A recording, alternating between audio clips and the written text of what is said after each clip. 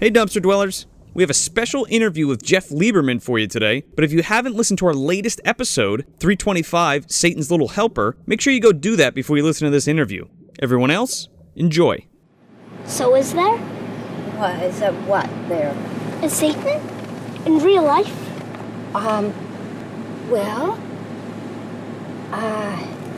For man, Satan represents evil, and evil does occur here and everywhere in the whole world. And so in that sense, Satan does exist, except that he doesn't look like anything. He doesn't go running around with horns and a tail. Unless, of course, she's wearing a costume like His little helper does. Yes! They are. Isn't that a little chancy? I mean, this is Halloween, the night when all the creepy things are supposed to stalk the earth. It deals with demons, demon resurrection, and those forces which roam the forest and dark bowers of man's domain. The first few pages warn that these enduring creatures may lie dormant, but are never truly dead. It's Halloween, gentlemen. Halloween! Have you forgotten? They're coming to get you, Barbara. You know, it's Halloween. I guess everyone's entitled to one good scare. Trick or treat.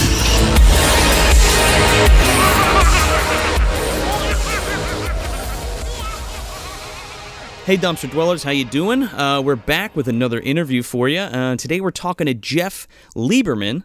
How you doing, Jeff? Pretty good. How are you? I'm doing great. Thanks for joining us on here. Really appreciate you taking the time out of your day to talk to us about your work, and specifically Satan's Little Helper, because we had just reviewed that. So we wanted to talk a little bit about, kind of your background. Like, how did you get started in film, and what was that path like in your life? Well, I went to art school, School of Visual Arts, and then once, I was like an artist. I was drawing, and because I was very good at drawing and painting, and then the old how do you make a living at that? I didn't even think about it. It was just about getting out of the Vietnam War at that time, like everybody else. And then you literally had to pick a major, and it was sort of like, which one can I actually make a living? And that was advertising would have been the smartest in New York, to directly go to work. I saw the movie, when I saw the movie Blow Up, just Antonioni's movie, it just literally blew me away. And I said, wow, I never thought of movies as an art form. And so that's what got me. So you go to make your first film, right? So did you work how did that all happen? Like when you rolled into Squirm, were you working under some people first, or? You don't go and make it first. Right, exactly. There was so many things that I did. I'm writing I wrote a book, by the way. Oh, you did? Yeah. I just finished it, and I'm having somebody do the artwork now, and it's my entire career. It's not a personal memoir, it's a career memoir. Oh, that's fantastic. I can't wait to read that. You got a name for it yet? I do, and it's called Day of the Living Me. Okay. All right. Which is the title, and then the subtitle I'm still wrestling with. I'll tell you later. Well, I'm going to keep my eyes out for it. That's why I want to know the name. Yeah, for sure. Yeah. Yeah, it's when I get it finished, I'll promote it. It's finished, but it's just now I'm putting together the artwork and stuff. Yeah, the publishing portion. Yeah. It's going to be a very good for people who have any interest to go into that line of work. It's not do it the way I did it, but it really. Maybe you'll say, well, I would have done this different or that different, but it's really in detail of how everything went down. So as far as Squirm, I did a film. I worked in advertising. I was young, so I worked at Canon Films when I was 19. Oh, that's so cool. They were doing softcore porn. Like Inside Inga, Outside Inga. Oh yeah. Sure. All those Swedish films where they would take the films and kind of American. Well, first of all, they had to dub them, or put subtitles because they were Swedish, and then the other aspect was there were certain things it literally had to be softcore. So certain things they couldn't show, and I got a job as an apprentice editor for this woman who was editing these films, and I was just pulling shots for her, so I'm getting paid to watch porn. Sounds like a pretty good deal. And down the hall, I hear this voice echoing, saying, the problem today, it's and they're all the taken and then welfare. I said, Jesus Christ, who is that? And I go outside and I realized it's a movie. It's not a person. It's because it repeated. So I see this guy in one of the rooms. His name is, William Sachs? Yeah. Melton. It was Billy Sachs before he directed anything. And he looked at me and I'm saying, what the fuck is that? And he says, wait, listen to this one. And he was playing all these great. I mean, it sounded ridiculous that somebody would be saying this stuff. Yeah. What it was a movie called The Generation Gap that got terrible, a test screening. People walked out. It was a disaster. So they gave it over to Billy to, salvage it. And he thought the best thing in the movie was this guy. Okay. Right? And the more he played these things for me, we were both cracking up. Anyway, he convinced him to change the movie to the name of the guy, and that was Joe. Oh, man. Yeah. And the movie Joe made canon. They went public off. I mean, the movie made a fortune. Oh, yeah. Launched Peter Boyle's career, but it also, and John Avildsen, who got fired from the Generation Gap. It was so terrible they kicked him out of the editing. He was the director. And then off that, he got to direct Rocky. That's amazing. Yeah, no kidding. Yeah, so there's so many things that are in the book, but it's not like I rolled out of bed and did Squirm. I did so many things. I'm reading my own book and saying, you did what? By the time I was 25, I did all that shit. I did The Art of Film I worked at Janus Films, and I did a thing called The Art of Film. I worked with I was directing Rod Serling. Wow. And for 6 episodes of that, and Laurel and Hardy, I recut the Laurel and Hardys for TV. Really? The big thing I did was a movie. My first film was a thing called The Ringer, which you can actually out there in Google. You can go to on YouTube, just put in The Ringer, Jeff Lieberman, and you'll see it's like 19 or 20 minutes, a short. And I wrote and directed that for King Features. It was off that. It won every award that a short could win, and it wound up being the thing that I was able to. It didn't get me Squirm. What got me Squirm is I wrote a script on spec, and that script, I said I also want to direct it, and so because I had done The Ringer, they said okay. So there's a lot of stuff that went down before Squirm, which is people just think that somebody called me up and said, "Hey," right? I wish someone would do that to me if it was that easy. Right? Yeah. It just called me, and then here's the job. Okay, perfect. Here's the treatment. Okay, here you go. Here's the money, and you're directing. Ed Pressman also wanted to do it at that time. So I didn't have a bidding war, but they John Avildsen wanted they wanted John Avildsen to direct it. Really? Well, what would you rather have, John Avildsen or a guy who never directed a feature? Exactly. So then John, he just needed the money, and he was waiting for Rocky to to get, made. And so he offered to be the director of photography. And I said no, because if the movie comes out shit, it's the last movie I'll ever make. And if it comes out great, they'll say that's because John Allison really must have directed it. Oh, right. Lose situation that I passed on. Came out pretty good. Yeah. It's so.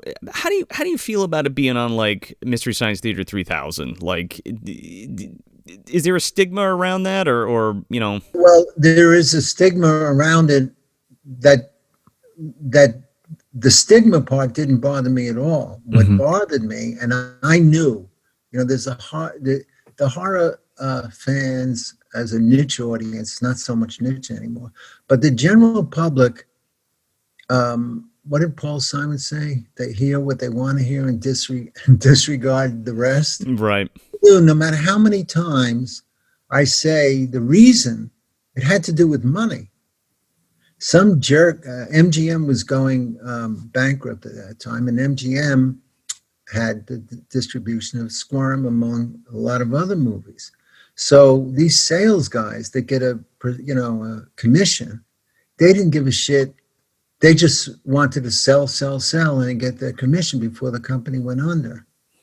And that's how that happened, because Mystery Science Fiction was happy to grab a movie like Squirm, because Squirm was playing on its own. It didn't need a Zachary or Elvira. It didn't need a certain show to make it work, where the movies that they played on those shows they got for spit, because whoever owned it, the Mummy's ankle, whatever. Right. It's either that or it's not going to play at all on television, right? So so whatever they can get them for $1,000, $500, whatever, it was found money to all those movies, because they didn't know, a lot of it was in black and white, and you couldn't give away black and white movies to syndicated television and then cable. So these guys just didn't give a shit. When I called up, I found out about it, and that's the reason I was furious, because I own 12% of the movie. Right. And when I got somebody on the phone, it was like high up there at MGM, and he was surprised. I said, well, it's your company. Like, somebody did it and made that deal. Right. And then, ironically, so anyway, as far as the fans and all, all they have to write is Jeff Lieberman, because the easy thing is, oh, Jeff Lieberman's pissed off that they're ragging on his movie. Like, wait a minute.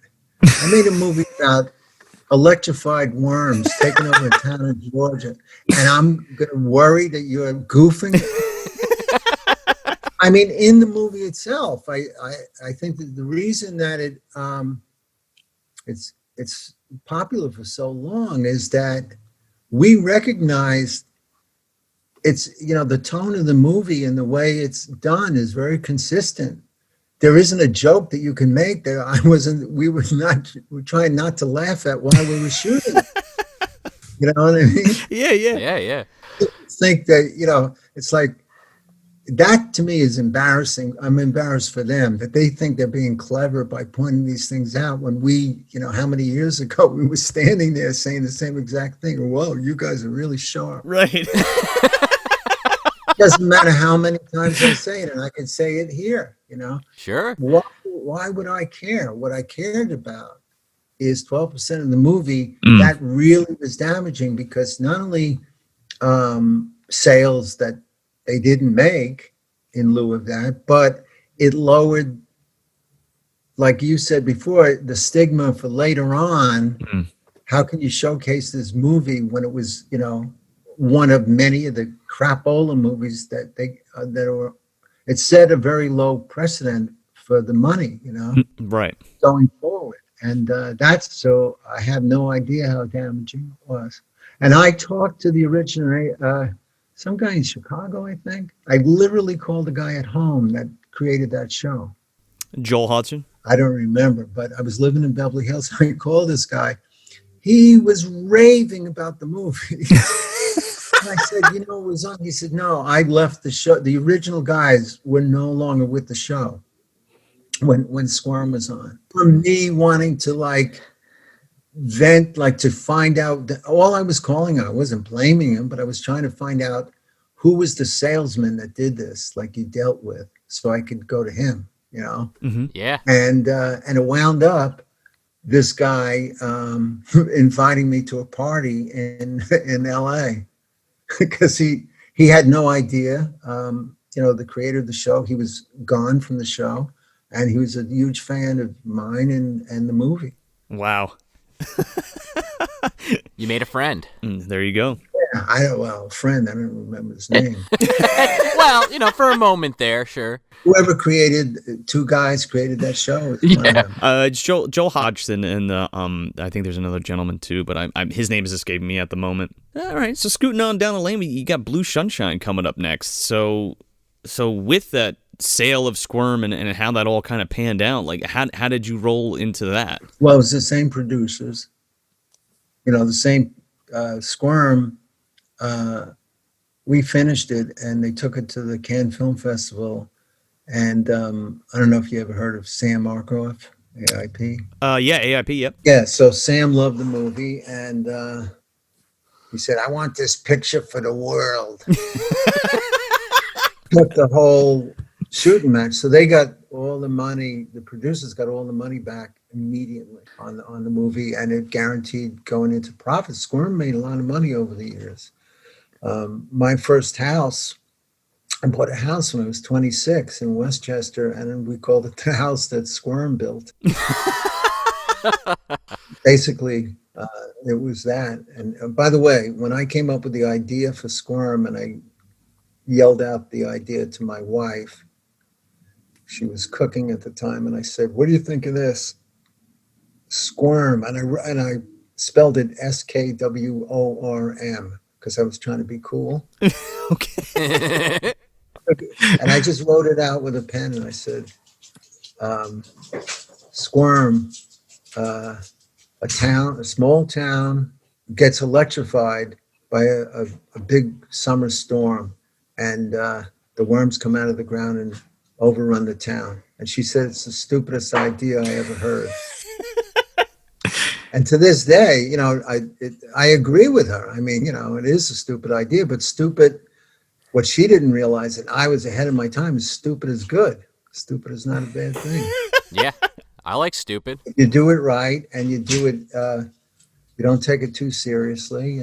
Make it fun. That's the big one. Yeah. So Blue Sunshine, I just rolled right into it because it was the same producers, and they got their money back, and so it was right there. They loved the idea, and the only thing is that I wanted to do it in New York City, and it would cost a lot of money, which they didn't have. And then we wound up doing it in Los Angeles for much less money. So the challenge of doing Blue Sunshine at that time with that amount of money is it was pretty much exactly how much money they were spending on movies of the week, Right. The movies of the week were all shot in Los Angeles. So it was like, you're going to go to the same location downtown, the same, and not make it look like a movie of the week. Right. That was a real challenge. Yeah, I didn't even think about that, but now that you say that, it's like, yeah, directors probably deal with that all the time. You don't want it to look like the movie that just came out. Mm-hmm. Yeah. And, and the budget has a lot to do with it. And sure. Shooting days, So, but then I finally realized that instead of trying to compensate by fancy camera moves that I didn't have the time for, even though I did in a lot of places in Blue Sunshine do stuff that they would never do on a TV movie. It just takes too much time, even if you have the creativity. It's still, I realized in the final analysis, it was the subject matter that at that time, nobody's going to do a TV movie about LSD. Right. It was that at that time with commercial television, there was no cable yet. No, and that's where I feel like that film really got its due is when it hit cable. No. Yeah, as a matter of fact, it was funny. I was shooting Remote Control in LA in San Pedro, and somebody says, "Hey, Blue Sunshine's on tonight on Channel 5." So everybody, all the people were working on a movie that didn't see the movie, they went home and watched Blue Sunshine. That's pretty cool. It was, but the real thing was when DVD and Blu-ray. What happened with Blue Sunshine, and along with thousands of other movies, is, I don't know if you ever heard of Movie Lab. The labs for the studio movies, and Movie Lab was like on the bottom of the studio shelf. Gotcha, for the processing and what have you. Yeah, to do everything. Yeah. And they were going out of business because of obvious reasons, things going on to video, and they had a flood in New York, and that's where the negative was stored, and everybody thought, producers thought, it's gone. And what happened was Bill Lustig and Frank Henenlotter, and they went with a pickup truck or some kind of truck, and they went into Movie Lab, which was abandoned and flooded, and they grabbed all these negatives. And Frank never told me. I know the guy. He didn't remember. But Blue Sunshine was one of them. And so 20 years later, we could have made so many sales on that film if we had the materials. About 3 years ago, I get a call from a guy who says that they found a box labeled Blue Sunshine in Seattle at Varney's warehouse. And they opened it, and there were mint condition, all 5 reels of 35 millimeter negative. And it was so pristine. We did a 4K transfer. And with a little bit of color correction, that thing looks at least as good, if not, I think, better than the original release print back in 77. Wow, that's amazing. Now, you did a limited edition blue of that, didn't you? Not too long ago? That's one. And it just looks, I mean, I've had it, we made a DCP, and I've screened it all over the world at, festivals, in theaters that have like anywhere from 200 to 400 people, and on the big screen, and it looks, it's incredible to me, and it still has the original. We didn't do any of that fake grain thing that they do. Sure, it has the original grain just the way it was, color, everything. That's incredible. Thank goodness that Frank and Bill went in there and collected everything, as much as they could anyway. I know, but I wanted to strangle him. I said, why didn't you, years ago? We took so many movies that he just forgot. Yeah. You could have got all those early DVD and like the UHD sales before, where was those that Microsoft had the Ultra HD or whatever before Sony took them out? We put it out in... Don May and Synapse put it out in in 2003. He took a terrible 35 millimeter print that he got from the British Film Institute, and it was so horrible. And he spent a fortune rejuvenating it for a DVD. Well, wow. As good a job as he did as good a job as you could do. It looks like total crap compared to what we did, because we didn't have to do anything because it came off the original negative. Right. Blu-ray and 4K, so you get twice the information there anyway. It's amazing what these companies are able to do with these movies nowadays. It's like blows me away all the time. Yeah, they can't change the plot though. Yeah, well, that's one. Well, I mean, if they want to go in there with the scissors, I guess they could. Plot master. Yeah. Well, this movie doesn't make any sense. Well, you pull down the menu, makes sense. I need that in real life. Oh man, yeah, especially now. Yeah. So you come off Blue Sunshine and you direct Dr. Franken with Robert Vaughn. Now, I've never actually seen this. It was a made-for-TV film. You want to talk a little bit about that and how that came about? I didn't finish that film. I got ceremoniously canned or unceremonious. I don't know. There were no ceremonies. But it was my idea. I didn't write it. And it was one of these situations where, this is before they had the expression being on the same page. These guys did drama. They were like why they were doing it for NBC. They did like the Holocaust, like Right. playwright stuff. Herb Brodkin, and what? So they didn't. Science fiction or horror or anything was not even. It was so alien to them, and I don't know why it wound up that way. That they were the ones. I think that the network owed them an output deal or something. But man, it was like, it just, you got to, if you're going to do a movie like that, and the idea is somebody bringing back through body parts, and so many people rip that off, by the way, that idea of taking a John Doe that's got all these organs, he's still alive, but he's not conscious, and taking the organs and from different sources and rebuilding a human. Right. And that's what it was. Robert Vaughn was Dr. Franken, but they try to make it like absolutely real, which this couldn't happen, especially back then. Sure. It's a weird thing. Yeah, like not having any fun with it and really trying to base it in reality as much as they possibly could. I just was lost. I said, I don't know how to see. When I was one of the things was I didn't write it. And it's so easy for me to direct something I wrote because it was already, while I'm writing it, I'm visualizing how I'm going to do it, the style, the page, everything. And here I am, like, how do you make this real? It's stupid.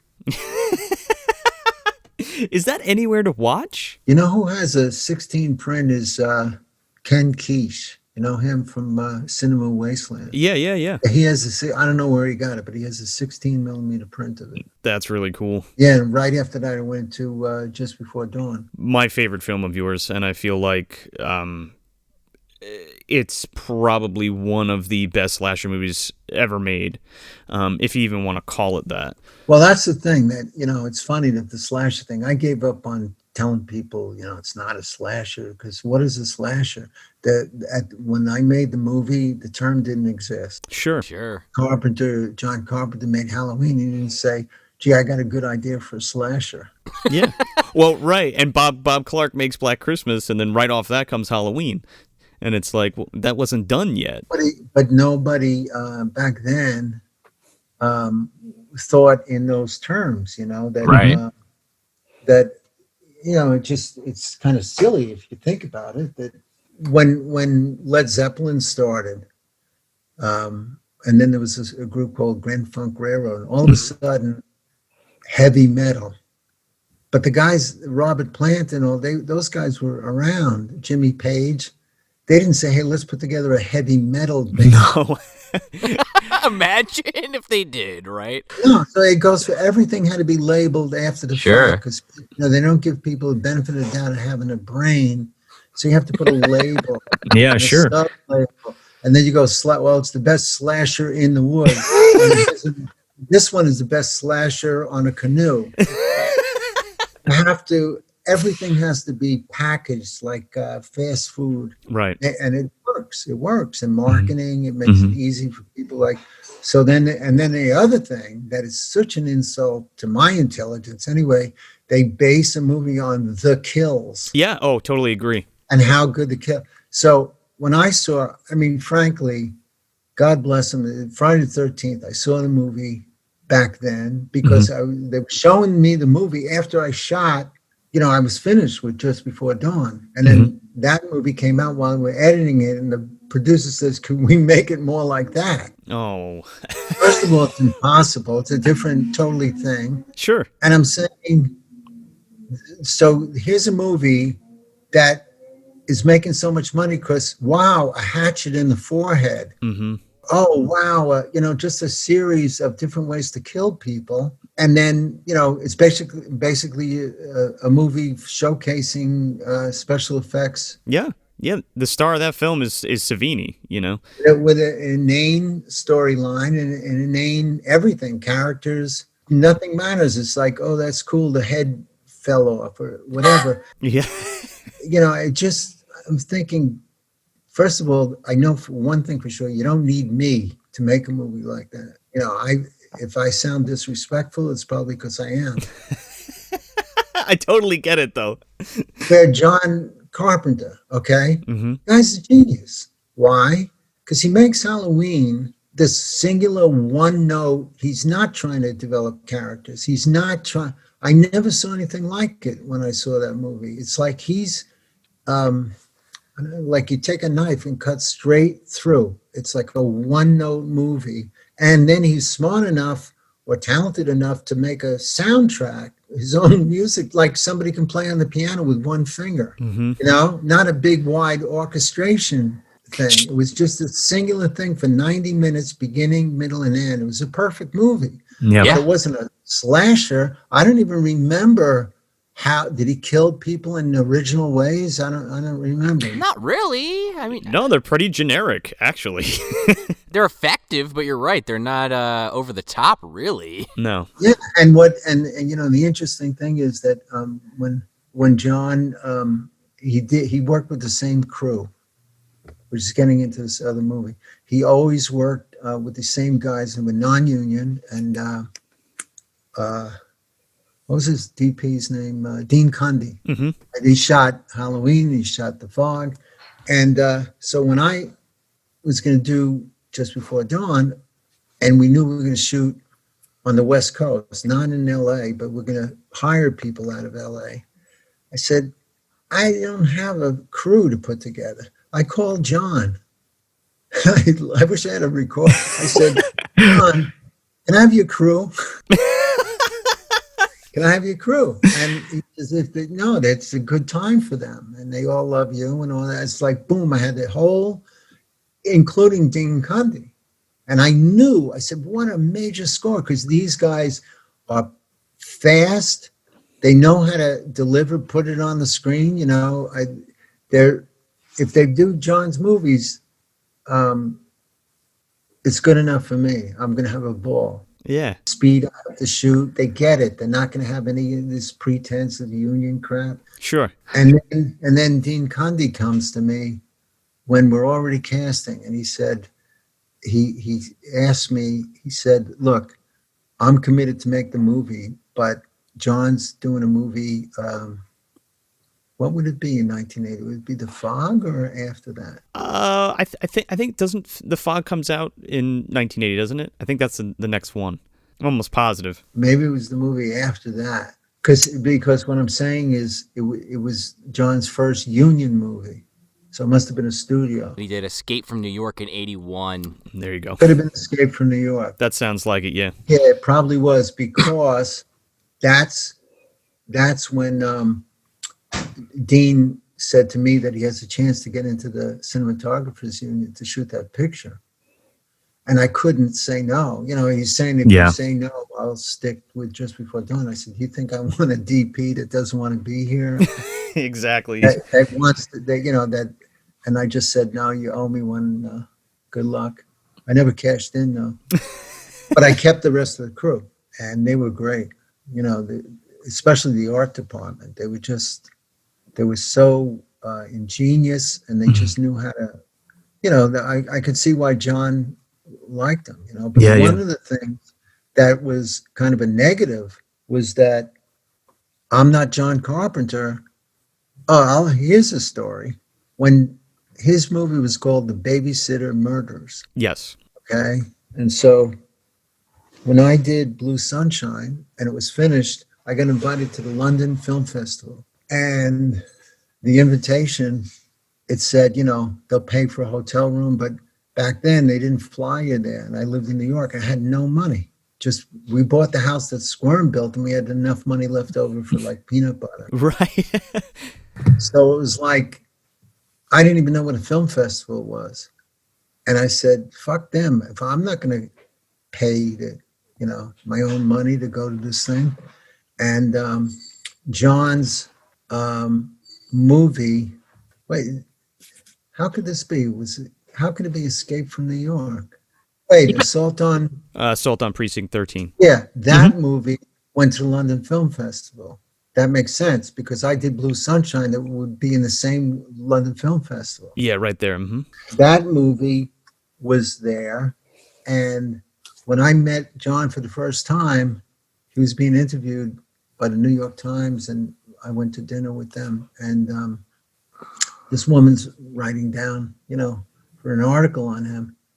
And I said, he said, how come you didn't go to the London Film Festival? Because he was there with Deborah Hill, his producer. And I told him, they didn't pay. He said, you have a movie in these things, and you want to make sales and stuff, or get action, or get another movie, you have to go in person. And I was even guaranteed, the film festival, London, told me that the critics love my movie because they don't want me to come and then they're going to boo my movie. Sure. So it's already been pre-screened. So everything was set up.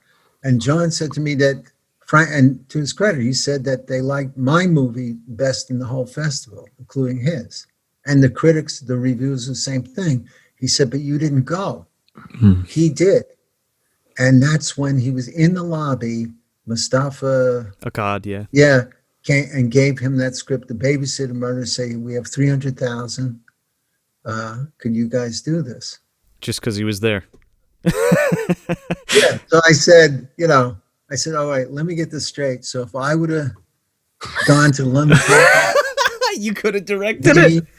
The Babysitter Murders, and I said, well, let me tell you something. First of all, you guys took the script and you said, think about that movie. There's no reason it has to be on Halloween. Mm-hmm. Right. The guy's mask and everything has nothing to do with, and the fact that it's Halloween is not germane to the story. Like Satan's Little Helper has to be Halloween. Sure. Oh, yeah. So, but they had the sense, brilliant, to change that just so they can call the movie Halloween, which is a great title. Oh, yeah. Okay. So number one, I wouldn't have done that. But two is more important than number one. I would have given it socio, political statements, humor, my shtick. Sure. And would have totally fucked it up. And then critics would say, I see what Lieberman's trying to say and all this, and wittily this and wittily that, and would wind up, forget it, like his movie. In other words, I'm not John Carpenter. Right. Sure. And I really appreciate, I just don't like the people who are just hacks and don't have any talent. He's a huge talent. Right. It doesn't have to be my talent. He can't do what I do. He makes more money doing what he does. I have no interest in doing what he does. And there's only room for one man in dog. Sure. Well, and every director and every writer, everyone involved in a film is going to have their touch on the project that's going to make it different than if anybody else did it. And I think that's why we like these kind of movies in general. Yeah. Well, back then everybody did. Now it's totally. Well, sure. Grinding it out. Everything is an homage. Yeah. It's like French word for stealing. Because you don't have an original. In my opinion, it's like, look at everything that's been done and like eliminate that. Okay, somebody already did it. You don't have to do it again. Right. Completely agree with you. Speaking our language. The zombie thing. First of all, I didn't like the Night of the Living Dead when I saw it. I thought it was like completely stupid. Don't forget they weren't called zombies. Sure. True. Ghouls. When he did that movie, there was no word zombie. The zombie movies were made in the 30s, and it was in Haiti. Mm-hmm. They did a whole string of zombie movies where they take a drug and then they're like the living dead, and they don't even say that. Maybe in the dialogue they do. But it's these guys in Haiti that had the bulging eyes. Remember, those were zombies. Yeah, the magic, the voodoo and stuff. Yeah. George's movies were not called zombies in the movies. He didn't call them zombies. And but when I saw them, trying to get into the house, and you see all these zombies waving their arms, reaching out and waving their arms and making these funny sounds. And I remember thinking, I could see the director, like somebody saying, so what do we do? I don't know, like you're dead, so wave your arms. There was no correct way to walk like a dead person or right, flail your arms like a dead person. So I just thought it was not even the least bit scary. I thought it was so moronic. I totally understand what you're saying. And then, so, okay, great. Good for him. It was not a big hit. Dawn of the Dead was a big hit. Yeah. Well, true. But, it got this great following after the fact. But, okay, great, you did it. But you need 600 of them? Yeah. I got an idea for a zombie movie that takes place in a castle. I got an idea for a zombie movie that takes place in outer space. Right. I don't have an idea for a zombie movie. Where's originality? I don't know. Right, mix it up a little. Yeah, but Hollywood doesn't want that, though. You know what I mean? And everybody trying to make a movie is trying to make something that's going to sell, you know? I got news for you. Hollywood is not a guy with a cigar. Doesn't want anything. It's not like the Wizard of Oz where there's this guy behind the curtain. There's no such thing. What Hollywood only wants is to make money. Yes, exactly. Sure. Yeah. So if you do, at the time when they were saying boxing movies don't sell, or sports movies don't sell, you do Rocky. They didn't say, well, I don't want to, Rocky just made $200 million. That's what they want. They go, oh, shit, I was wrong. Exactly. Well, right, yeah. They take a lot less chances now, though. Well, they don't, like say something with Rocky. Mm-hmm. They didn't have any faith in it. And that's what they said, you do it for $1 million and not a penny more. To the point that I happen to know, because I wrote a script for Bob Charter, who produced Rocky. And they had a 3-picture deal with United Artists. And one of them was with Nureyev playing, I don't know what he played, but he was the star of the movie. And that was the movie that was going to be so huge because he was such a big news thing. He defected from Russia and everything. Right. Yeah, yeah. And and then some other movie. And the third movie was this Rocky. And the studio had so little faith in it, especially when, they wanted James Caan to play Rocky. And oh, man. And Stallone stuck to his guns and said, he has to. Or you talk about somebody who role model. I mean, he literally, they would have given him $100,000 for the script goodbye, and $100,000 is more money than he saw in his whole life. And he said he has to direct it or nothing. And that's balls. I mean, that's like unheard of. Mm-hmm. And so they, at that point, they just said, it was Mike Medavoy actually said, you get $1 million. And here's a little shrewdy, Bob's no longer with us, but this is how smart these guys are. Irwin Winkler, who I never even met, but these are probably the 2 smartest guys out there, anyway. They said, okay, if the movie, because they said if this movie goes over budget, you're going to have to take the money out of the other movies that are going to be a big hit, like Nureyev. Mm-hmm. You're going to have to pay for it out of those movies, your profits in those movies. So they said, okay, but what about if this movie is a hit and there's a sequel? And they said, they thought that this thing is going to come and go in 2 seconds or not even get finished. So I said, well, what do you suggest? And I said, well, if we do a sequel, could we be like 50-50 partners with the studio? And they said, yes. True story. Wow. Rocky did what it did.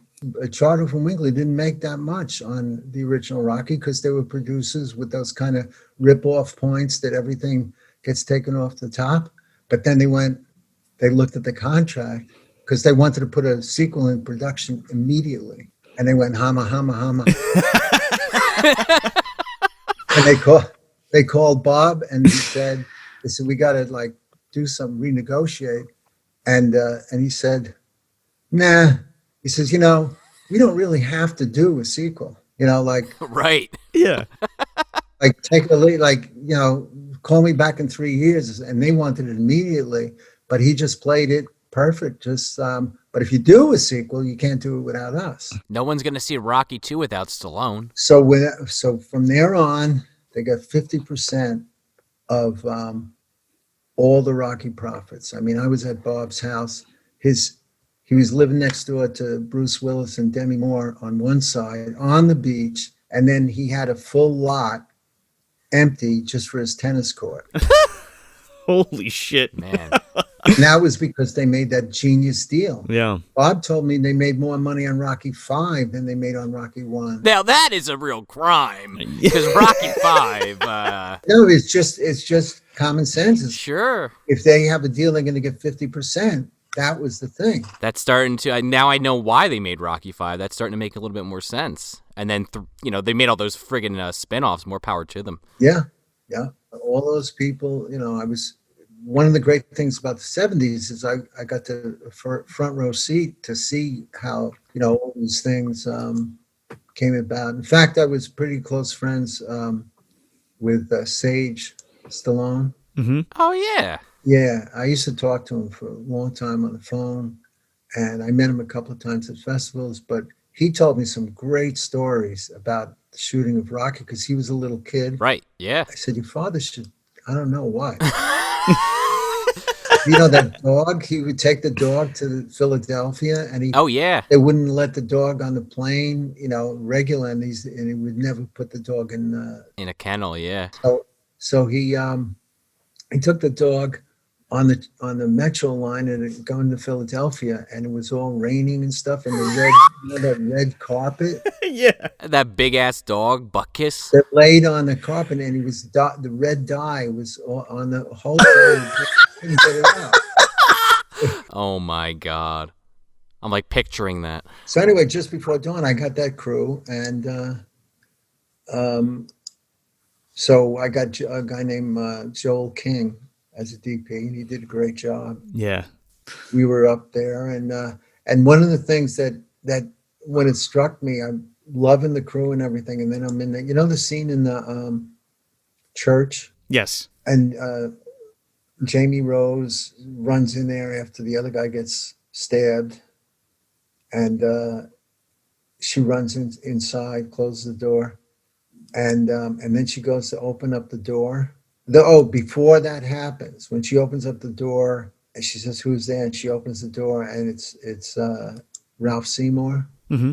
He leaves his glasses, so it precedes the murder part. Remember that? Yeah. Oh, yeah, right, yeah. So anyway, I'm standing there, and he goes, "I'm trying to rehearse them," and this guy Craig, he's an art department. He comes over and he says, "So you're trying to figure out like opening the door, closing the door, the audience." He says, "Well, what John would do." No way. He didn't mean any malice. No, sure. So I said to him, "Wait a minute." So she would go, then she would turn, then the second time when you don't expect it, then open the door, and it's not a killer that the audience thinks, it's this guy. Mm-hmm. Right? So like the double do thing. Yeah. And I said to him, "That's it. What John does is it's as if the people in the movie know they're in a horror movie. That's why they behave that way." Gotcha. Yeah. Like you don't go and then turn away and then go, it's the audience going, no.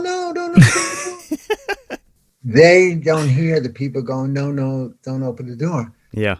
And then I realized I told Craig Stearns, I said, "See, I'm not John Carpenter. Like that's what he does." This is a perfect example of we don't work the same way. It's not right or wrong.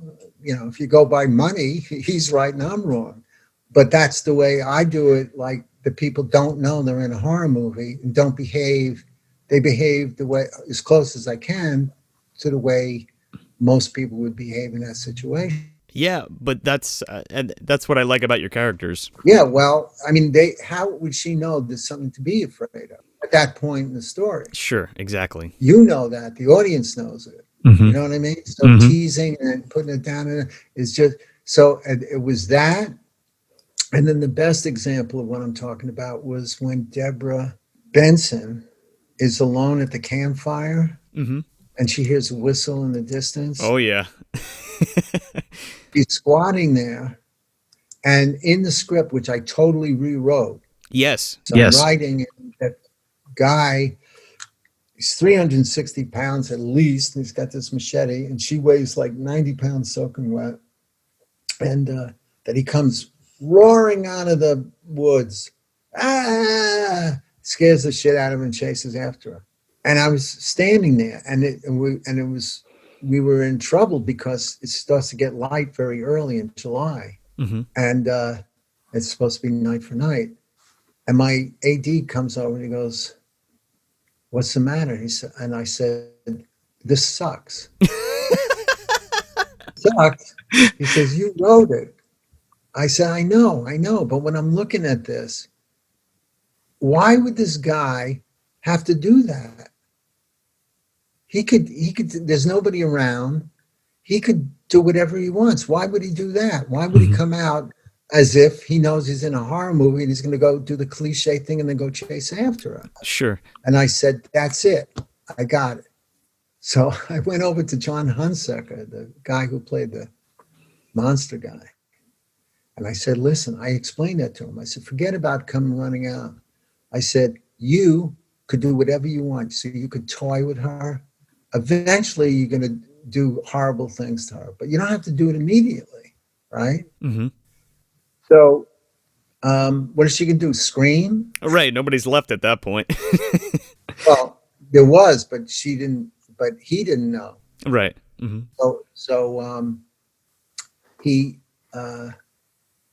So I said, you could just go and kneel down next to her, quiet as you can, kneel down next to her, and then blow the whistle in her ear. And he turns to me, he goes, Lieberman, you're a sick fuck. That's his reaction as an actor. I did not tell Deborah Benson. So when you see that movie, her reaction is absolutely, she turned around. She didn't expect to see that face right in her face. She didn't know. That's fantastic. That's awesome. So that's my style because it's real, right? Mm-hmm. Mm-hmm. But even on my own thing that I wrote, I have to see it. And then when I see it, I don't buy it. Doesn't matter if I wrote it or who wrote it. Mm-hmm. I have to make some sense out of it. Right. You got to believe it. Yeah. I have to believe it. For sure, yeah. And so people love that scene for that reason. It's a great flick. That scene is terrifying too. It's just, it's one of those things that has again found its audience now, you know. And just to kind of cap that off, I don't know if you remember, but we had met back when my friend Evan and Ray were running Crystal Plumage Films at the Forum Theater in Metuchen, and they screened Just Before Dawn in 35. Yeah. That was such a great night. I don't know if you remember, but I had brought a Squirm poster for you to sign, and it was like this rare, like, Canadian theatrical release of it. Oh, there's so many. Yeah. To Europe, I see these Italian posters, and the artwork is so out there that obviously I wasn't in on it, so I have to see it, and I see it at screenings and festivals. People bring the most incredible. It's pretty cool. Yeah, no, that's. So you come off Just Before Dawn. Now, you had wasn't there a deal in place with like Universal, and they like pulled out? Yeah. Yeah. It had nothing to do with the movie. It had to do with the producer having when the head of distribution, because that's a different department than the studio making the movie. It's releasing the movie. So the head of that had a bad backstory with the producer. Gotcha. And once he realized who the producer was, that thing fell apart. I could have had basically a studio release. Yeah, and that's unfortunate because it's such a great film. So when that happens, now how does that affect the going into Remote Control? It really didn't. No? No. Remote Control was really something that was existed because of the video. It's the video revolution itself, that all of a sudden people were making movies, that the studios were making so much money on it. They had no idea before that this is a technology that didn't exist, and it was a cash cow to back up movies that just came in. It was manna from heaven. And they realized if you make certain like genre type movies and you make them for a price, you couldn't miss. And so to come up with an idea for a movie that fit the time, it was like, what is that word everybody uses? Meta? Yes. So it was very fast. I mean, I pitched it, got a deal. And it was a company that was doing several movies at the same time. One of the people was Robert Downey Sr. Really? He did a movie called Rented Lips.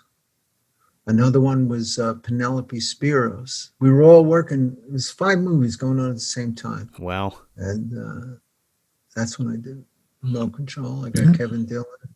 And Kevin... This was all in my book in detail, by the way. You don't have to spoil too much. Oh, you believe me. There's a lot of stories with John Lennon, stories with Sidney Poitier. Oh, wow.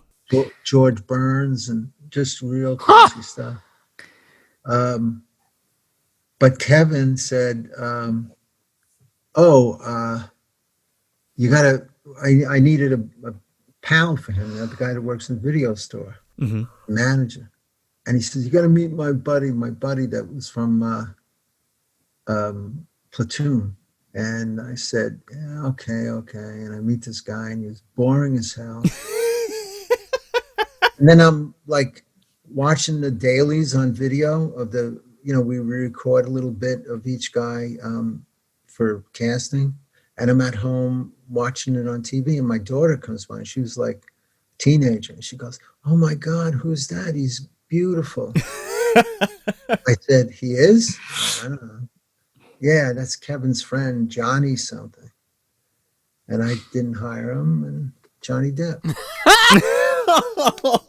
Well, you never know, right? When it comes to casting on, Squirm, I had Martin Sheen, Stallone, and Kim Basinger. I had all of them. All I had to do was say yes.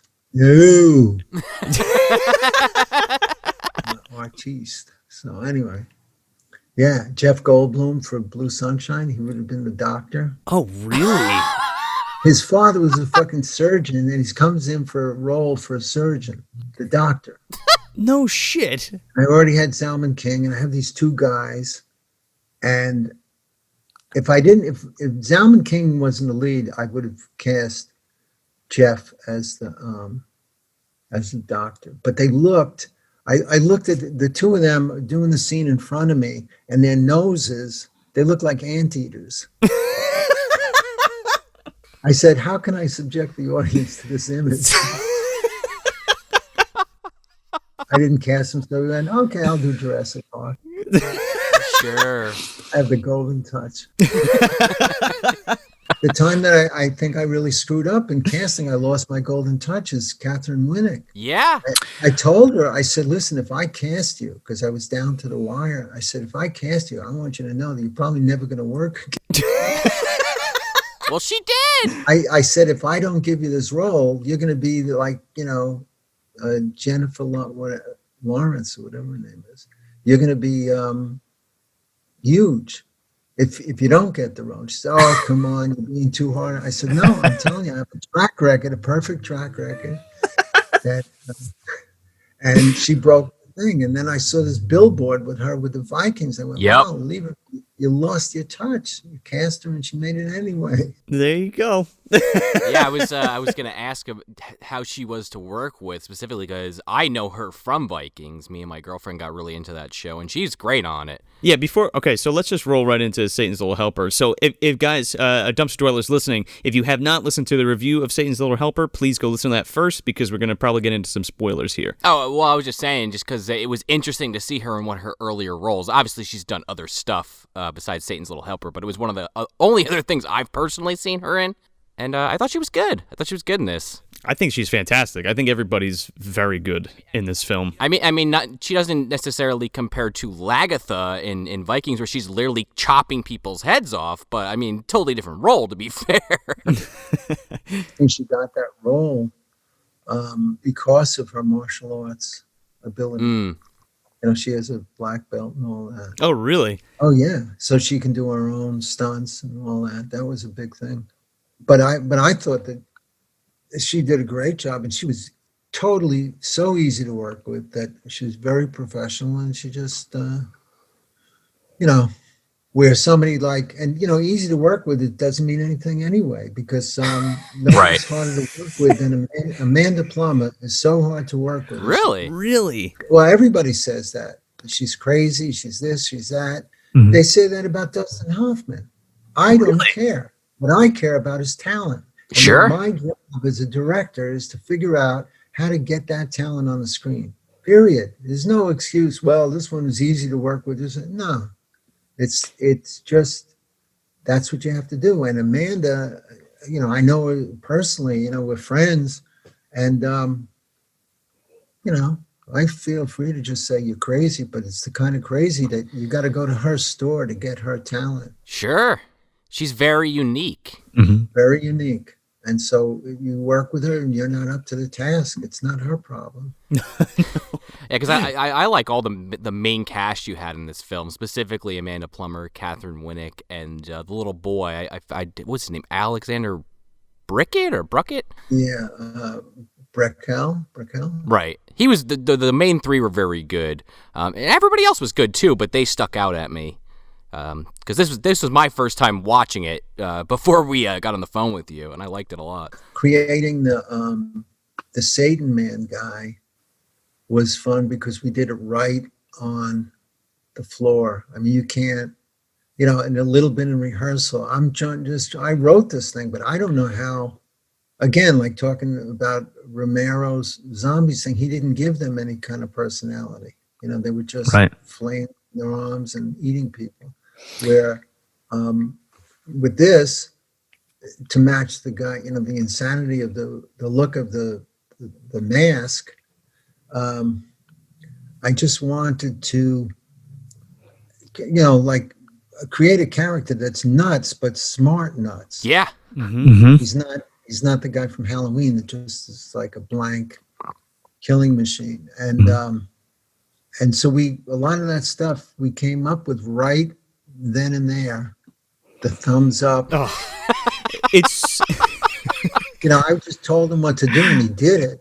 And here's a spoiler that's not even a spoiler that you don't know, even though you saw the movie. When we shot the movie, and the stunts were done by a stunt man with that costume on, which is kind of not surprising, right? right. Yeah. Seeing the same actor, right? Like a fight or any kind of thing like that. But think about it. You don't see what the guy looks like at all. No. It just has to be that height. So then we got to, we finished it, but we had all this other stuff that we had to wait for the fall to shoot. And there were quite a few scenes, but like in the cemetery, all that stuff, and just different nuggets of scenes.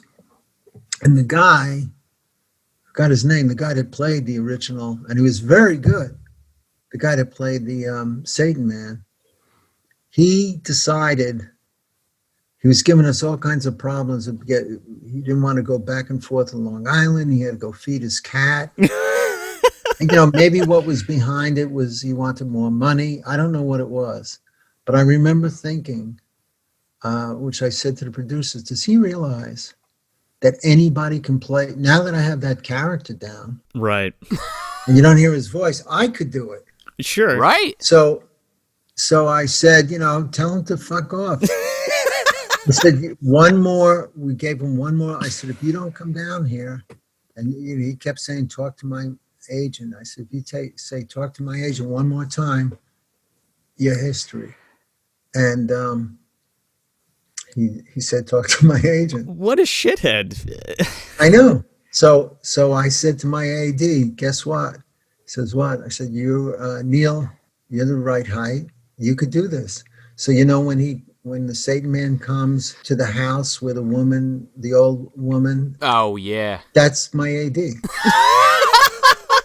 The whole thing, looking at his watch, all that shit. Yes, Oh, yes, yes. my God. I would have never known. That's my point. That's the point I was trying to make to this guy. Yeah. Give directions to anybody, and they're going to do what I tell them to do. Yeah, especially like you just said, you got the character now. You know the way he performs. You just tell the next person to mimic that. Yeah.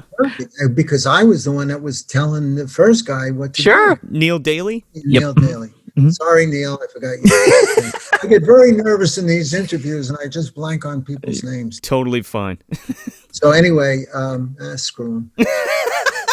So, yeah. So I just had Neil. He did that. He was the guy in the with the little kid in the cemetery. That whole scene. That's Neil.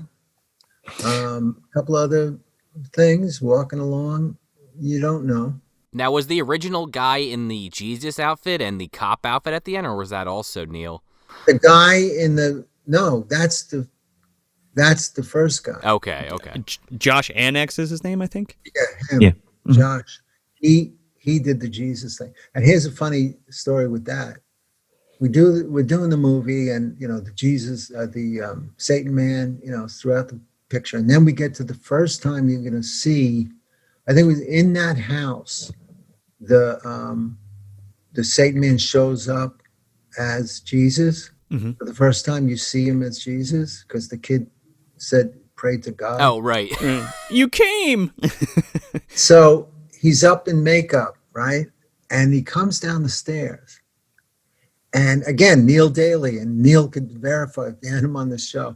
Anybody that was on that crew that went to Catholic school, including Neil, and my wife went to Catholic school, but she wasn't there. But they freaked out. In other words, Jesus scared the living shit out of them. Not the Satan guy. Neil he had to walk out. I said, "What's the matter?" He said, "I got to get some air." I said, "You're serious, aren't you?"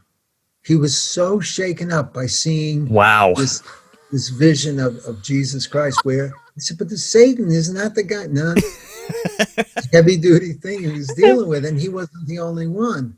And then a lot of ramifications to that, because the movie was practically banned in the South American countries. Really? Yeah, you don't screw around with Satan and Jesus. And I kind of love that whole idea, though, like that you put out there, where this guy is just like, "Fuck it, I need a new costume. I'll wear the Jesus one." Like, why not? When you get into religious doctrine and stuff, they don't care about that. What you are talking about, Right.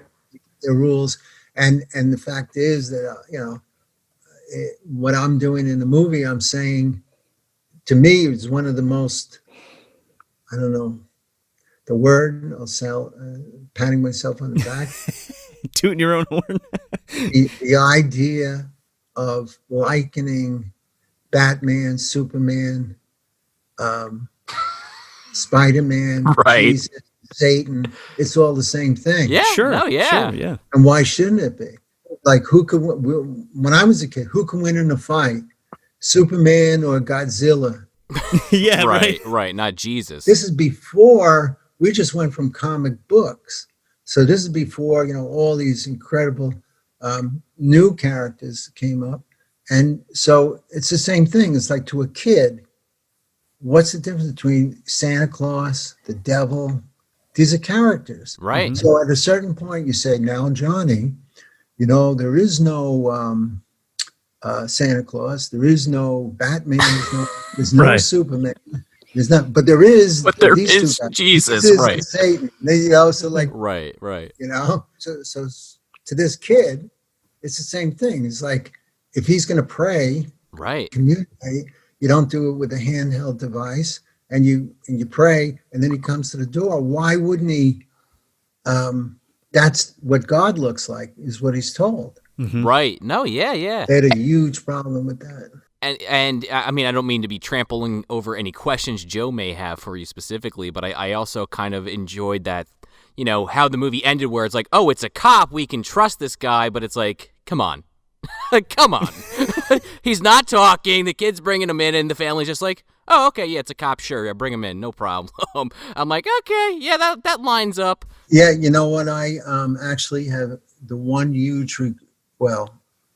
one of the biggest regrets on that movie is why did I indicate that he had a mask on? Oh, like in the one shot where you can kind of see it. Yeah, yeah.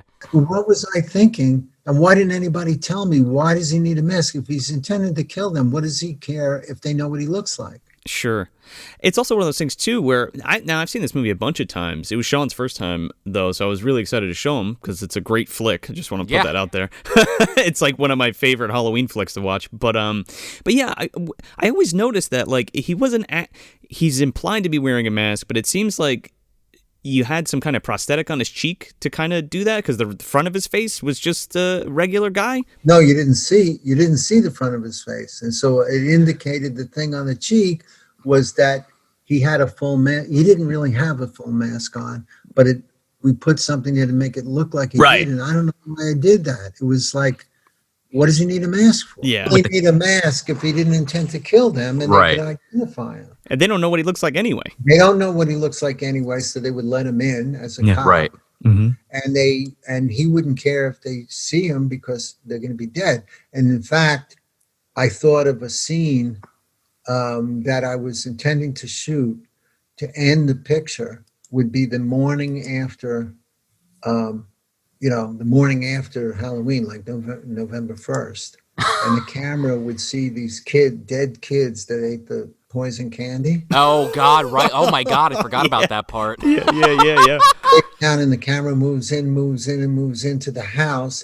And on the front deck of the house is the three of them, Amanda Plummer and Catherine and the boy. Oh, man. Propped dead and propped up on the bench. Oh, I'm not gonna lie to you, Jeff. I would have kind of loved that. The only reason I didn't do it is we couldn't do it. Sure. If it was a studio picture, it would have been like, absolutely, you're already there. Sure. You're working on these low budget movies. It's like, no. Yeah, well, yeah, right. I get that 100%. Yeah, the juxtaposition that you did in the film between like likening the real life to the video game thing and all that kind of stuff, and how this kid is just blowing all of this out of proportion to the point where, he thinks it's just a big game. It's just so brilliant to me. Like, I love the concept of this, and again, that mix between the horror and the comedy, because the funny stuff is very dark humor that I'm totally into, but when you get to those bone-chilling moments, like when there's no music happening and like he's just staring at them through this mask, it's terrifying. It's just really, really well done. And then, of course, the audience knows that that's, the Satan not man, him. Not who they think it is. And then, like, you have these characters that, we know that that's not him, but they're treating him, like he's the other guy. And then when just that feeling, your heart starts to race as soon as the other characters kind of feel that this isn't the same guy, or it's not who they think it is. It's just like, oh man, it's very intense. It's funny that when we were shooting that in the house, and she realizes that this is not who she thinks it is, even though the audience knew it. Yeah, you could feel the tension. When you're directing a movie, like you always starting out, you go, well, we'll fix it in editing, or we'll make it work in editing. And sometimes that's true, but if something works right there on the floor where you see the cameras and you see the lights, everything that's fake is right in front of you, and it still works, Yeah. That's when it's great, because it's only going to get better with music or whatever you're going to do. Sure. But the most classic time that happened with me, fortunately it happened on my first film, was when Roger got the worms up his face, the Rick Baker. Oh yeah. This guy, it was next to this kind of a swamp, and you got big fey lights. Those are the daylight fey lights. You have a crew of 30 people. You have, microphone, all the shit, 2 cameras, and you got guys behind him with monofilament line to pull the worms up through his, the prosthetic in his face, Mm-hmm. right? And it's still, you looked at it and him screaming with a thing, and it was like earth shaking. Yeah, absolutely. Sitting there, and I said there was a guy whose name is Mongo. His nickname was Mongo after that Mel Brooks. Yeah. Blazing Saddles. Yeah. Yeah. And he was a big guy, like 300-pound gaffer. And somebody said, "Where's Mongo?" And they said, "Mongo's out. He's by the swamp puking." I said, "We got a hit." Yeah, well, yeah. Absolutely. That's Yeah, what you yeah, want to yeah. hear. From what he saw, how unreal could it look? With you see all these props and everything, and you know exactly how it's being done, and they're not real worms, and it's not really happening, and it still made him throw up. Oh yeah. You nailed it. It was a similar thing that you just know. It's very rare. I mean, maybe the better directors and bigger movies that, maybe it happens all the time where you just know right then and there that you're watching something that just it's just working, Absolutely. There's the scene at the Halloween party where everybody's there and the Satan Man pours a Drano in the punch fountain and stuff like that. There's a gentleman in the background that looks like that scene. Can you confirm that for me? If the guy in the background was supposed to be what's his face from Squirm with all the things in his face, all the worms? Yeah. Yeah. Oh yeah, he wore a mask with worms coming out. He had the makeup guy do that because he's coming as the guy from Squirm. It was inside joke. That's great. I just wanted to confirm that with you because I was like, that totally looks like it, but I just wanted to ask Jeff. Amanda wasn't even there for half that shooting because that was a stunt girl. Really? Well, you think Amanda Plum is, when she's not when she's falling and hitting her face on the banister and stuff. when she fell out of the car. Yeah. That's a stunt person. Yeah, right. Right? Mm-hmm. But it really worked because first you see Amanda and then I widen the shot and it's not Amanda, but the stunt person in the same spot, trickerations. Yeah. She falls, and then coming in, it's Amanda in the front of the place. And then when she comes in the door, I put the camera on the top of the stairs, shooting down. And that's a stunt girl walking across and banging into the... and we cut it all together. I mean, if you know what you're doing, because it was my 5th movie, not my first, yeah, you do stuff and it's flawless. You don't have to wait to cut it together. You know it's going to work. Sure. Well, it did, because I couldn't tell. Like, yeah, of course there's a stunt woman. You're not going to have Amanda right. in that saran wrap being pushed around like a fucking toy. Yeah. I get that. Although, with that said, was she actually in that scene where she's trying to get everyone's attention and they're passing her around? Is that actually her? Yeah, it's just for the close-ups. If she got bounced around, it's not her. Okay, got you. That was an intense scene, just because you have her the way she portrayed that whole scene. With you just watch her eyes the whole time and nobody's getting it. All these yuppies, and she's watching them pour the Drano in and trying to warn people, and they don't get it. They're not even trying to get it. It was really effective. It was just terrifying because you knew. Even though the Satan Man's doing it kind of like comically with the way he's pouring it in and doing like double takes to make sure nobody's watching, you're like, oh shit, that's Drano. The essential idea that when I said before that it can only happen on Halloween, this movie. Oh yeah. Because when I got the idea of how, when you see these displays, they're so sophisticated and all, and how do you know it's not a real dead person? Sure. And if you did have a real dead person, on any other day they go, holy shit, there's a dead Right, but on Halloween nobody's checking the bodies. Somebody's hanging from a tree in front of a house. You go, oh boy, they're sick. They have this Halloween. And guess what? Not 2 months after we did the movie, that's exactly what happened. Somebody was hanging just like the old lady in the movie. Just like in the movie. She was there for like a week before they realized it. Oh my God. Oh my God. And they thought it was a Halloween decoration. Yeah. Oh my God. I mean, that's literally what happens in the movie. He's watching it happen. And those bullies come up and are like, oh, we knew it was fake. You're like, okay. Yeah. But that's what, that really validated the idea. Oh yeah.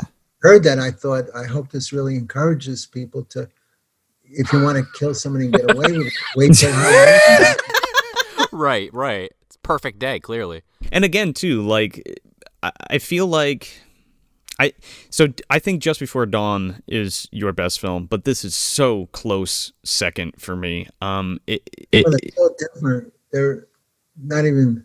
No.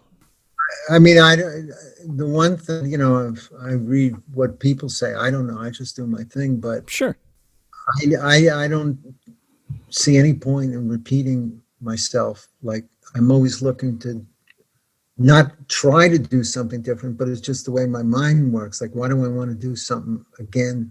Mm-hmm. Another Kids in the Woods movie, like, you know what I mean? No, totally.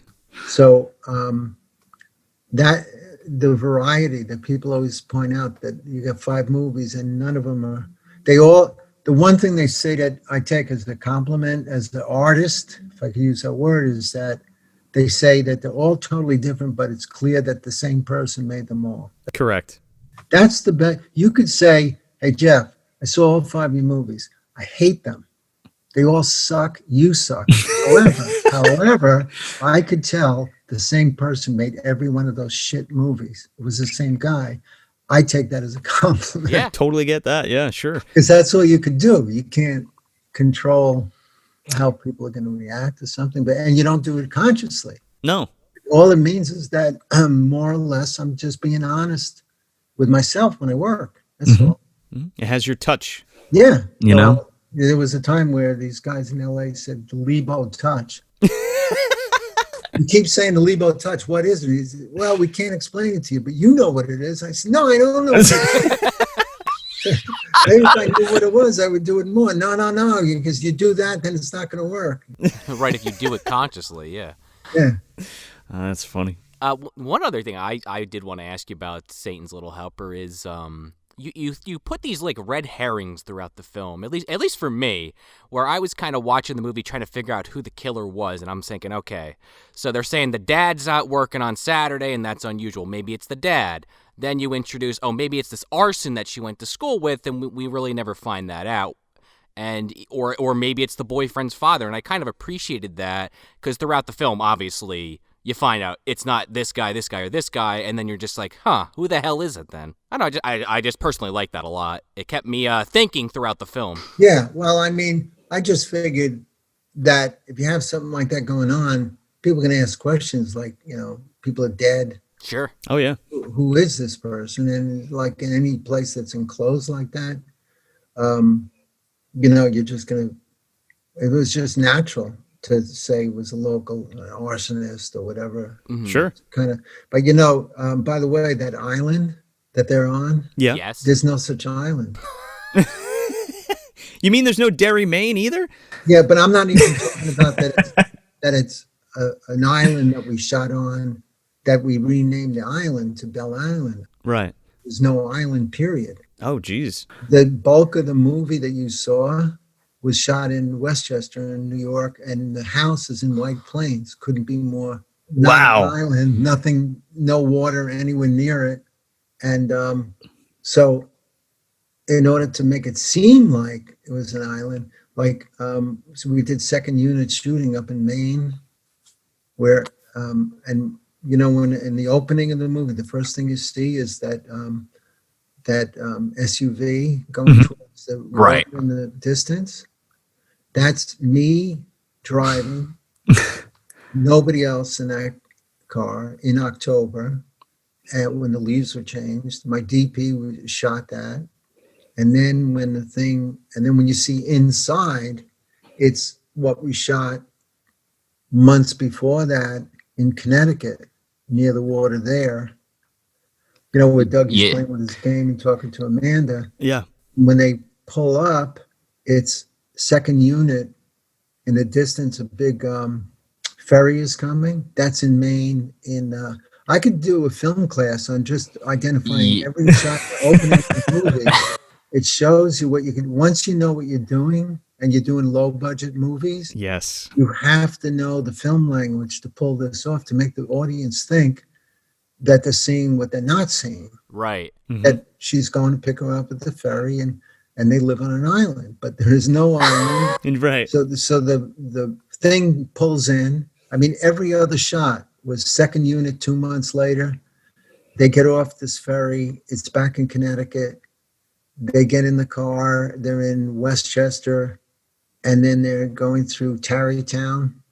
And then another shot is second unit in Maine, in some small town, sea town, that's made up with Halloween in October. And then they finally pull into a driveway in White Plains. So by the time the titles are over, you've seen all of that, and you think that the movie takes place on an island. And then later on, there's a misty at night driving.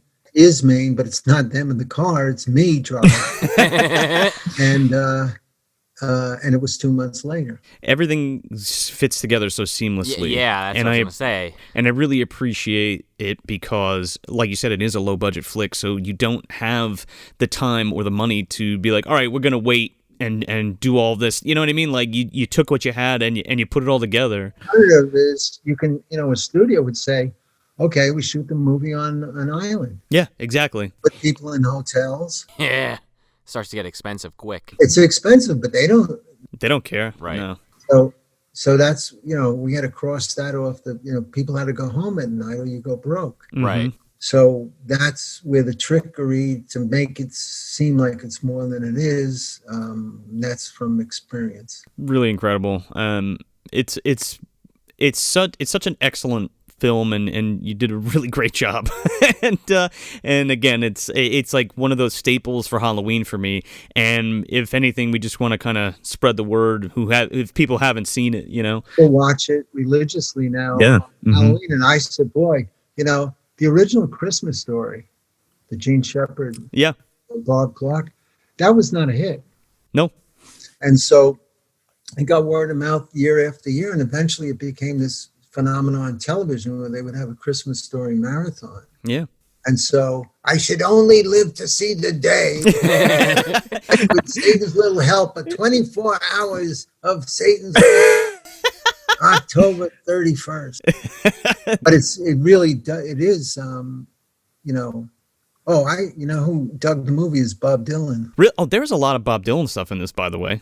Yeah, I know, but because I got the music. And the mayor's dressed up as one point for Halloween. Yeah. You know who that is? That's Larry Ratso Sloman.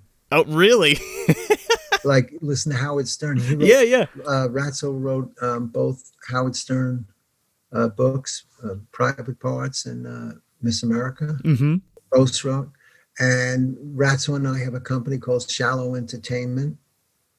And so I said, wrestling in the movie, a little overweight to play Bob Dylan, but what the hell. And then I licensed that music, and I found out that Bob, saw the movie in a motel or something. He really loved it. He wanted his own DVD. Well, there you go. That's a huge sign of approval. His endorsement then, like Ebert, Right. Sure. No, yeah. Same. A lot of people that in England, they really dug it. Like you were talking about earlier, like you're not going to make it like John Carpenter. John Carpenter's not going to make it like you. Like everyone's going to do their own thing. Right. In my book, to have John Lennon, Tippi Hedren, right, George Burns, Sidney Poitier, and these are not just Hello Hawaii. These are stories of me interrelated, either working with them, Sidney Poitier I worked with, Rod Serling. If you go on YouTube again and you put in Rod Serling, Jeff Lieberman, one of the entire sessions that we did for the Art of Film is on there. We did 6 of them, and one of them is on there, me at like 21 years old directing fucking Rod Serling. This was 4 years before I did Squirm. That's amazing. I still can't believe it. And you hear the way I'm talking to him, and him at one point he tells me to fuck off. Rod Serling said that to you? Yeah, I mean we got along unbelievable. In fact, his daughter Ann Serling, she heard it and she said, I could tell my father really liked you. Well, that's a compliment. The way we talk back and forth, but you can hear him clearing his voice, saying, I want to do it again, the truck. It was the whole session. It wasn't just the dialogue. Right, not edited down or anything. I wish That's I could awesome. find the other ones, but, only have that one. That's incredible. Well, I mean, the book is going to cover all that stuff and all the Hollywood. I did about a documentary on Sonny Liston. Yes, I did see that. I mean, I haven't actually seen it, but I saw that you had done it. The story of me and Sonny Liston is another big story, and the one I did a thing with Rob Reiner for a time called "But Seriously." It was a very big budget documentary, full length, hour and a half for Showtime. All that stuff is in there. People don't know that about me because they only know the genre, Sure. No, sure, yeah. I was surprised to see that myself, to be quite honest. So I'm excited to check that out. I hope if all the stuff I usually do these appearances, and it'd be great to, for the fans to not just get the book, but for the same price for me to sign it for them, Yeah, absolutely. So, but I can't do that until there was 2 film festivals that I had to cancel. One in Rome and one in Brussels because of the COVID thing. Well, Yeah.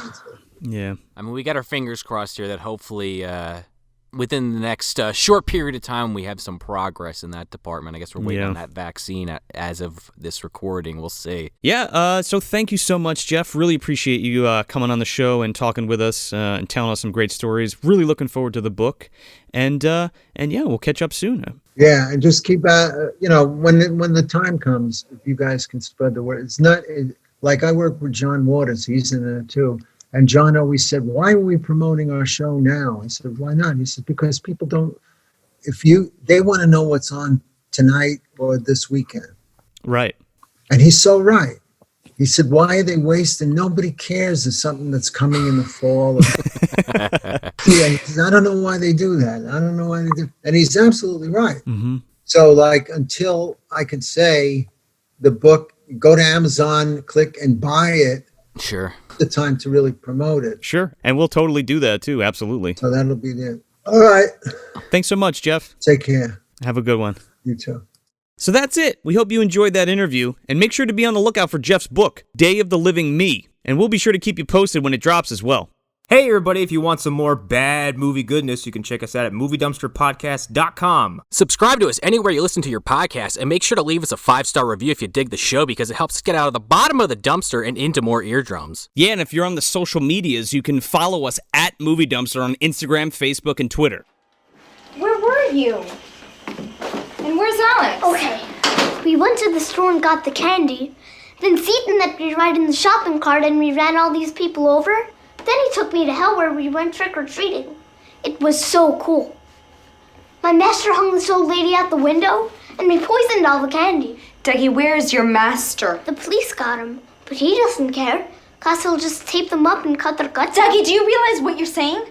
Start giving out the candy. Fill up those little bags I found, and when Satan comes, tell him I'd like to have a little talk with him.